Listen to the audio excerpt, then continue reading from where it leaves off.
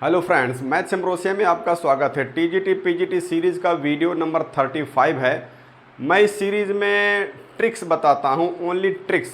इसलिए अगर आप टीजीटी पीजीटी की तैयारी कर रहे हैं तो इस चैनल को सब्सक्राइब कीजिए और प्ले लिस्ट में जा करके सभी ट्रिकी वीडियोज़ को देखिए। मैं परम्यूटेशन एंड कॉम्बिनेशन पढ़ा रहा था, तो आज हम उसी को आगे प्रोसीड कर रहे हैं। आज हम देखेंगे सर्कुलर परम्यूटेशन। तो आइए देखते हैं सर्कुलर परम्यूटेशन क्या है। सर्कुलर परम्यूटेशन, इसमें दो केस होता है। पहला केस तो ये होता है कि clockwise and anti clockwise order are different, और दूसरा केस ये होता है clockwise and anti clockwise order are not different.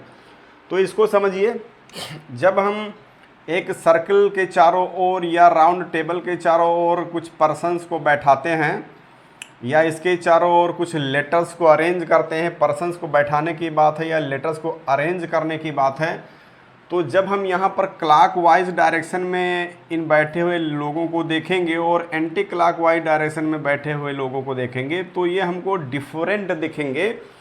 तो जब पर्सन्स की बात होती है, लेटर्स के अरेंजमेंट की बात होती है, तो यहाँ पर क्लॉकवाइज और एंटी क्लॉकवाइज में डिफरेंट होता है। तो एक तो हमको इसमें परम्यूटेशन फाइंड आउट करना है, और दूसरा clockwise and anti clockwise order में डिफरेंट नहीं होता है। जैसे बीड्स का गारलैंड है, मोती की माला है, फ्लावर्स गारलैंड है, नेकलेस है, तो इस तरह से जब ये एक जैसे होते हैं, डिफरेंट कलर के होते हैं, लेकिन एक कलर यहाँ पर रेड है तो ये ब्लू है तो ये ग्रीन है, तो इस तरह से इसको हम गूंथते हैं कि ये जो है, हम जब इसको क्लॉकवाइज देखते हैं या एंटी क्लॉकवाइज देखते हैं तो दोनों तरफ से एक जैसा दिखता है। तो कैसे हम इस केस में परम्यूटेशन फाइंड आउट कर सकते हैं, इसको समझिए। तो मान लीजिए यहाँ पर n ऑब्जेक्ट हैं, इस राउंड टेबल के चारों ओर हमको n ऑब्जेक्ट को अरेंज करना है, और n ऑब्जेक्ट में से सभी को लेकर अरेंज करना है। तो नंबर ऑफ परम्यूटेशन जो होता है वो फैक्टोरियल n-1 हो जाता है। ये सर्कुलर में ऐसा होता है। अब अगर हम यहाँ पर सर्कुलर का केस और लीनियर का केस में डिफरेंस थोड़ा समझें, तो लीनियर में क्या होता है, लीनियर में यहाँ पर लीनियर में जब हम ऑब्जेक्ट को पुट करते हैं तो यहाँ पर जो है ऑब्जेक्ट को पुट करते हैं तो ये स्टार्टिंग पॉइंट होता है और यहाँ पर हमको एंड पॉइंट मालूम होता है। स्टार्टिंग पॉइंट और एंड पॉइंट मालूम होता है, तो अगर n ऑब्जेक्ट डिफरेंट है तो इसका फैक्टोरियल n तरीका हो जाएगा। लेकिन यहाँ पर स्टार्टिंग पॉइंट और एंड पॉइंट नहीं मालूम होता, तो अगर हम एक ऑब्जेक्ट को यहाँ पर फिक्स कर दें, मान लीजिए इस ऑब्जेक्ट को हम यहाँ पर फिक्स कर देते हैं, तो ये फिक्स करने का एक तरीका हो गया इसको कि हम इस प्लेस को एक तरीके से फिल कर सकते हैं। तो अगर n ऑब्जेक्ट लिए गए हैं तो अब इसमें से एक ऑब्जेक्ट यहाँ हो गया तो n-1 ऑब्जेक्ट बच गया। तो n-1 ऑब्जेक्ट को अगर हम लीनियर का केस समझेंगे तो इसका तरीका फैक्टोरियल n-1 हो जाएगा। तो 1 में मल्टीप्लाई होकर के फैक्टोरियल n-1 आएगा। तो अगर हम राउंड टेबल के चारों ओर एक ऑब्जेक्ट को फिक्स कर दें तो लीनियर का केस लगा देंगे तो हमको सर्कुलर का केस मिल जाता है। और इसीलिए सर्कुलर के केस में याद रखना है कि n ऑब्जेक्ट है तो number of permutation factorial n-1 होता है। अगर n ऑब्जेक्ट से लेकर n ऑब्जेक्ट में से r ऑब्जेक्ट को लेकर के हम परम्यूटेशन बनाएंगे तो npr/r होता है। और तीसरा है कि n ऑब्जेक्ट्स हैं लेकिन इसमें p objects alike of one kind है और q objects alike of second kind है, तो इस केस में नंबर ऑफ परम्यूटेशंस हो जाता है फैक्टोरियल n-1 इन ये टोटल अपान जो p अलाइक है और q अलाइक है, इससे हम इसको डिवाइड कर देते हैं। तो पर्सन्स के केस में या लेटर अरेंजमेंट के केस में जिसमें क्लॉकवाइज और एंटी क्लॉकवाइज ऑर्डर में डिफरेंट होता है, ये फार्मूला हम लगाते हैं। सभी ऑब्जेक्ट को लेकर बनाया गया परम्यूटेशन है तो n-1 फैक्टोरियल, n में से कुछ r ऑब्जेक्ट को लेकर बनाया गया है तो npr/r हो जाता है, और कुछ अगर अलाइक है तो ये फार्मूला होता है। यहाँ पर क्या होता है, यहाँ पर क्लॉकवाइज और एंटी क्लॉकवाइज में डिफरेंस नहीं होता है, तो इधर से देखने पर और इधर से देखने पर एक जैसा होता है। तो जितना इसमें होता है उसका आधा यहाँ पर हो जाता है, क्योंकि यहाँ पर देखिए इधर से देखेंगे तो डिफरेंट है, तो यहाँ पर ज़्यादा बनता है परम्यूटेशन और यहाँ पर इसका आधा बन जाता है। तो यहाँ पर नंबर ऑफ परम्यूटेशंस बनेगा, अगर n ऑब्जेक्ट है सभी को लेकर बनाया गया तो फैक्टोरियल n-1/2 हो जाएगा, क्योंकि एक ये और ये दो अलाइक समझ सकते हो, फैक्टोरियल 2 से डिवाइड करोगे तो 2 आ जाएगा। तो इस तरह से इसका आधा हो जाता है। और नंबर ऑफ परम्यूटेशंस अगर n ऑब्जेक्ट से r ऑब्जेक्ट को लेकर बना रहे हैं तो npr/2r हो जाता है। यहाँ पर npr/r है और यहाँ पर इसका आधा होता है। तो इस तरह से आप याद रख सकते हैं कि क्लॉकवाइज एंटी क्लॉकवाइज में डिफरेंस है तो ये फार्मूला है, और अगर डिफरेंस नहीं है जैसे गार्लैंड्स है तो इसका आधा यहाँ पर हो जाता है। सो कैंडिडेट्स देखिए क्वेश्चन नंबर 23, इसके पहले हम 22 क्वेश्चन तक बता चुके हैं परमुटेशन कॉम्बिनेशन में। तो यहाँ पर क्वेश्चन है out of 10 flowers of different colours how many different garlands can be made if each garland consists of 7 flowers of different colors।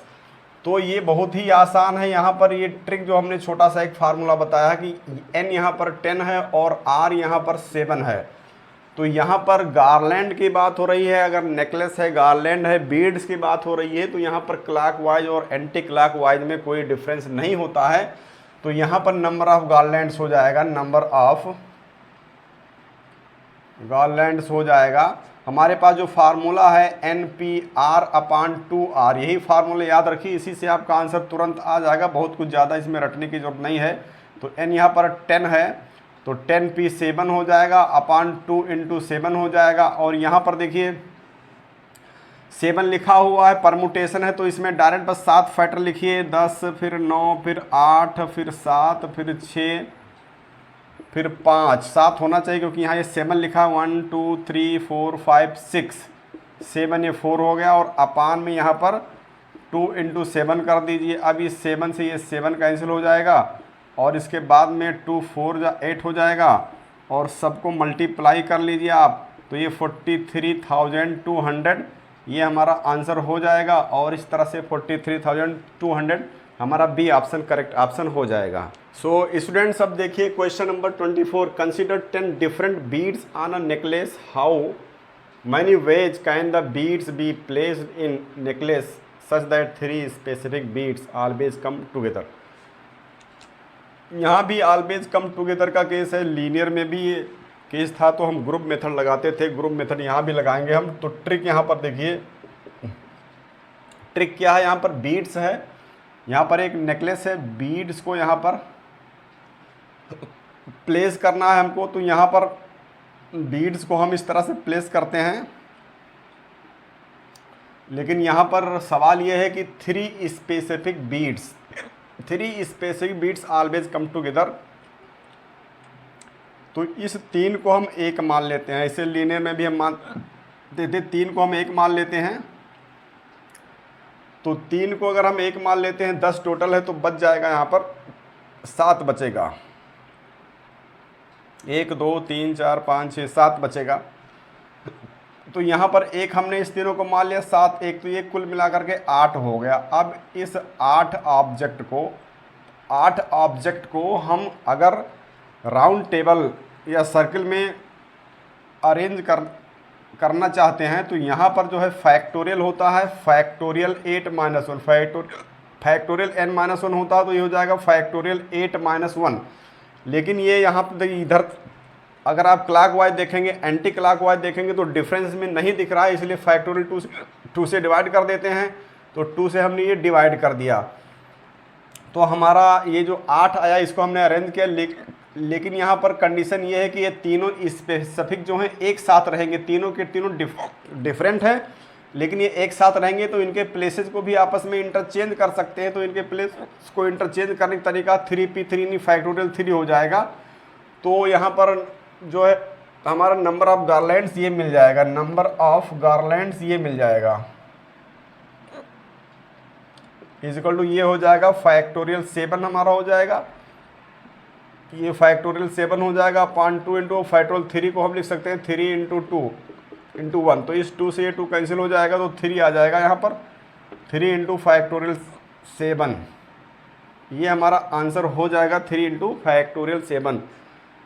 C option correct option हो जाएगा। स्टूडेंट्स देखिए क्वेश्चन नंबर 25 है, the number of ways of arranging 8 men and 4 women around a circular table such that no 2 women sit together. अब यहाँ पर आ रहा है no 2 women sit together. तो इस तरह के केस में हम पहले बता चुके हैं कि गैप मेथड लगाते हैं, अगर एक साथ आना है तो ग्रुप मेथड लगाते हैं, एक साथ नहीं आना है तो गैप मेथड लगाते हैं। तो वही मेथड हम यहाँ भी लगाएंगे। तो इसका ट्रिक देखिए, यहाँ पर सर्कुलर है, तो यहाँ पर जितने भी और वीमेन है यहाँ पर अगर हम बैठाएं, मान लीजिए यहाँ पर 8 मेन हमको बैठाना है, तो मान लीजिए M1 है, फिर M2 है गैप दे करके, M3, M4, M5, M6, M7 और M8, इस तरह से 8 मेन को हमने बैठा दिया। तो प्रथम बार यहाँ पर जब हम सर्कुलर टेबल में बैठाते हैं तो यहाँ पर सर्कुलर केस लगता है 8 है, तो फैक्टोरियल 8 - 1 हो जाएगा। ये मेन को बैठाने का तरीका हो गया। अब वीमेन को अगर हम यहाँ पर बैठाएंगे 1 2 3 4 5 6 7 8 प्लेसेज है वीमेन के लिए, वो 4 वीमेन यहाँ पर हैं, 4 वीमेन है, तो 8 प्लेस पर 4 को बैठाने का तरीका जो होता है 8p4 होता है। क्योंकि यहाँ पर जितने वीमेन होते हैं सब डिफरेंट हैं, तो यहाँ पर चूज करने का कोई केस है नहीं, इसलिए कॉम्बिनेशन नहीं आएगा। डायरेक्ट हम 8 प्लेस पर 4 वीमेन को 8p4 तरीके से बैठाएंगे। यहाँ पर याद ये भी रखना है कि पहली बार जब हम किसी को बैठाते हैं सर्कुलर टेबल पर, पहली बार जब बैठाते हैं तभी ये सर्कुलर केस लगता है। बाद में जब हमने वीमेन को यहाँ पर बैठाया तो सर्कुलर केस ख़त्म हो गया, क्योंकि तब कंडीशन सिर्फ ये देखा जा रहा है कि एक साथ नहीं आना चाहिए, तो गैप है, यहाँ पर बैठाएंगे तो एक साथ नहीं आएंगी, यही कंडीशन देखा जाएगा। सर्कुलर का मीनिंग नहीं रह जाएगा। सर्कुलर तभी काम करता है जब प्रथम बार हम बैठाते हैं, क्योंकि वहाँ पर हमको स्टार्टिंग पॉइंट और एंड पॉइंट नहीं मालूम होता है। तो यहाँ पर फैक्टोरियल 8 - 1 हो गया इंटू 8p8 हो गया, यही हमारा नंबर ऑफ वेज हो गया, नंबर ऑफ वेज हमारा यही हो जाएगा। तो ये हो जाएगा फैक्टोरियल 7 और इंटू में 8p4 और यही हमारा आंसर हो गया। तो इस तरह से फैक्टोरियल 7 8p4 हमारा डी ऑप्शन करेक्ट ऑप्शन है। एस्पिरेंट्स क्वेश्चन नंबर 26 देखिए, the number of ways in which 7 persons can be arranged eight a round table if 2 particular persons may not sit together is. तो यहाँ पर trick देखिए, यहाँ पर trick ये है कि हमारे पास 7 persons हैं, लेकिन 2 इसमें ऐसे हैं जो ये एक साथ नहीं बैठेंगे। इसका मतलब 5 को पहले बैठाना पड़ेगा और गैप दे करके बैठाना पड़ेगा, क्योंकि 7 टोटल हैं, लेकिन 2 इसी में ऐसे हैं, 2 पर्टिकुलर यहाँ पर ऐसे हैं जो एक साथ कभी नहीं बैठेंगे, एक साथ कभी नहीं आएंगे। तो 5 जो बच रहे हैं उनको गैप देकर बैठा दीजिए राउंड टेबल के चारों तरफ यहाँ पर। तो पहला पर्सन यहाँ P1 बैठा दिया, फिर P2 बैठा दिया, P3 बैठा दिया, P4 और P5, 5 पर्सन को हमने गैप दे करके बैठा दिया। तो इनको बैठाने तरीका, जब हम प्रथम बार राउंड टेबल पर बैठाते हैं तो फैक्टोरियल n - 1 का फार्मूला लगता है, यानी फैक्टोरियल 5 - 1 हो जाएगा। ये हमारा इन 5 पर्सन्स को बैठाने का तरीका हो गया। अब गैप यहाँ पर दिख रहा है 1 2 3 4 5 गैप दिख रहा है, तो 5 गैप पर हमको 2 पर्सन्स को बैठाना है। ये पर्सन जो है डिफरेंट है, इसलिए डायरेक्ट हम परमुटेशन यूज़ कर सकते हैं।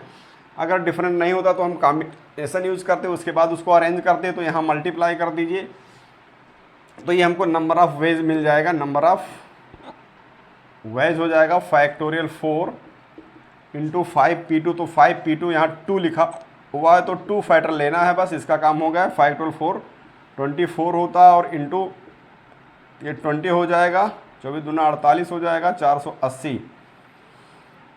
ये हमारा ए ऑप्शन करेक्ट ऑप्शन हो जाएगा। ये एक इम्पॉर्टेंट क्वेश्चन है, क्वेश्चन नंबर 27 है। If 11 members of a committee sit at a round table so that the president and secretary always sit together, then the number of arrangement is ABCD। 4 options है। यहाँ पर trick देखिए, यहाँ पर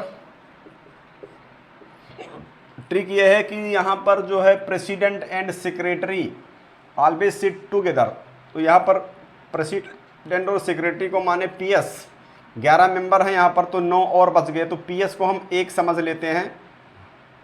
PS को हम यहाँ पर 1 समझ लेते हैं और इस 1 में 9 को जोड़ देंगे, क्योंकि टोटल 11 है, 9 2 11 हुआ। PS को 1 समझा, क्योंकि ग्रुप मेथड लगेगा, एक साथ इनको आना है, तो 1 यहाँ और 9 यहाँ, ये कुल मिलाकर के हो गए टोटल 10। ये टोटल 10 हो गए। अब 10 को अगर हम गोल मेज की चारों तरफ बैठाते हैं तो इसका तरीका हो जाएगा फैक्टोरियल 10 - 1। लेकिन यहाँ पर P और S सेक्रेटरी और प्रेसिडेंट एक साथ बैठेंगे तो ये अपना स्थान बदल सकते हैं। तो 2 ऑब्जेक्ट है, तो इसको फैक्टोरियल 2 तरीके से अरेंज किया जा सकता है। जहाँ भी बैठेंगे इसको हम फैक्टोरियल 2 तरीके से अरेंज कर सकते हैं। तो नंबर ऑफ अरेंजमेंट आपका यही हो जाएगा, number of arrangement, number of arrangement हो जाएगा फैक्टोरियल 9 इंटू फैक्टोरियल 2। फैक्टोरियल 2 का मीनिंग 2 होता है, तो 2 इंटू फैक्टोरियल 9, ये हमारा आंसर हो गया। मीन्स हमारा सी ऑप्शन करेक्ट ऑप्शन है। क्वेश्चन नंबर 28 देखिए, in how many ways can 5 boys and 5 girls sit in a circle so that no 2 boys sit together. यहाँ पर इस बार नो 2 बॉयज सिट टुगेदर की बात हो रही है, तो हम गैप मेथड लगाएंगे और पहले गर्ल्स को बैठाएंगे। तो यहाँ पर ट्रिक ये हो जाएगा, हमारे पास यहाँ पर सर्कल में बैठाना, ये भी ध्यान रखिए कि सर्कल में बैठाना है तो क्लॉकवाइज और एंटी क्लॉकवाइज में डिफरेंस है कि नहीं है। यदि क्लॉकवाइज और एंटी क्लॉकवाइज में डिफरेंस है तो फैक्टोरियल n-1 होता है, और अगर डिफरेंस नहीं है तो फैक्टोरियल n-1/2 होता है। इस बात को भी ध्यान रखना है। तो यहाँ पर पहले हम इस बार पहले हम गर्ल्स को बैठाएंगे। यहाँ पर G1 G2 G3 G4 G5, 5 girls हैं तो 5 गर्ल्स को बैठाने का तरीका सर्कुलर पर हो जाएगा फैक्टोरियल 5-1, और इनटू में अब बॉयज़ के लिए ये जगह बची है 1 2 3 4 5 जगह बची है। तो 5 जगह बची है और 5 बॉयज़ हैं, तो अगर इन पांचों जगहों पर 5 बॉयज़ को बैठाएंगे, 5 बॉयज़ डिफरेंट हैं, तो ये तरीका हो जाएगा 5p5 का तरीका हो जाएगा। तो नंबर ऑफ वेज यही हो जाएगा आपका नंबर ऑफ वेज। यहाँ पर चूँकि क्लॉकवाइज और एंटी क्लॉकवाइज में डिफरेंस है तो अपान 2 नहीं करेंगे। अगर डिफरेंस नहीं होता, गार्लैंड्स होता, तो यहाँ पर अपान 2 कर देती है, ध्यान रखना है। ये हो जाएगा आपका फैक्टोरियल 4 इंटू 5p5, तो फैक्टोरियल 4, 5p5 को फैक्टोरियल 5 लिख सकते हैं। तो यहाँ पर हो जाएगा factorial 4 into factorial 5, factorial 4 into factorial 5, हमारा बी ऑप्शन करेक्ट ऑप्शन है।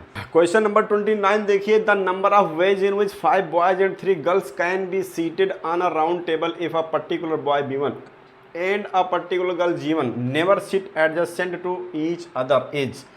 ABCD 4 ऑप्शन दिए गए हैं। इसका ट्रिक देखिए, यहाँ पर मान लीजिए कि B1 B2 B3 B4 B5 5 boys हैं और यहाँ पर G1 G2 G3 3 गर्ल्स हैं। तो यहाँ पर केस ये है कि एक पर्टिकुलर बॉय B1 है और एक पर्टिकुलर गर्ल G1 है। ये दोनों एक दूसरे के साथ अगल बगल नहीं बैठ रहे हैं। एडजस्टेंट का मतलब आसपास से नहीं बैठ रहे हैं, एक दूसरे के बगल में नहीं बैठ रहे हैं। तो हम राउंड टेबल पर कैसे इसको अरेंज करेंगे, तो यहाँ पर इसको आप ऐसे अरेंज कीजिए कि यहाँ पर ये जो 4 बॉयज़ बस गए हैं और यहाँ जो 2 गर्ल्स हैं इनको जोड़ लीजिए। 4 + 2 = 6 हो जाएगा। तो 6 जो है इनको पहले बैठा दीजिए प्लेसेस पर गैप करके। तो मान लीजिए यहाँ पर 1 2 3 4 5 6 प्लेसेस पर हम इन बॉयज़ और गर्ल्स को रैंडमली बैठाएंगे। तो बैठाने का तरीका राउंड टेबल पर ये होता है, n-1 फैक्टोरियल होता है, तो 6-1 हो जाएगा। क्योंकि यहाँ पर क्लॉकवाइज और एंटी क्लॉकवाइज और डिफरेंट है तो यही होगा। अगर सिमिलर होता तो हम अपान 2 कर देते।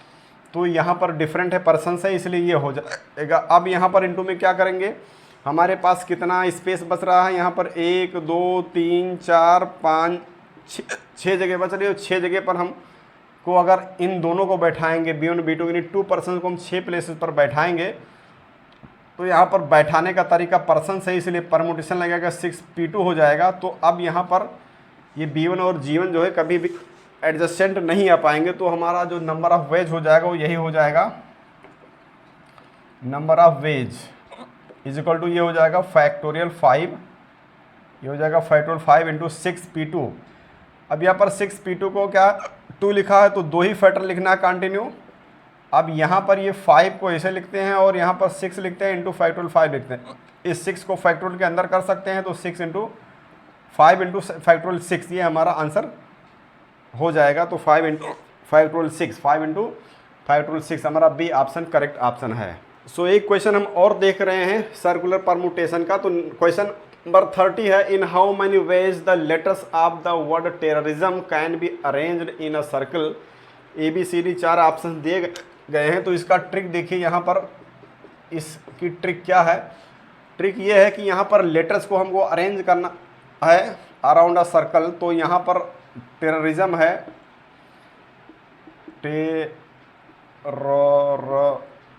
टेररिज्म, ये यहाँ पर है। इसी टेररिज्म को सिर्फ अरेंज करना है।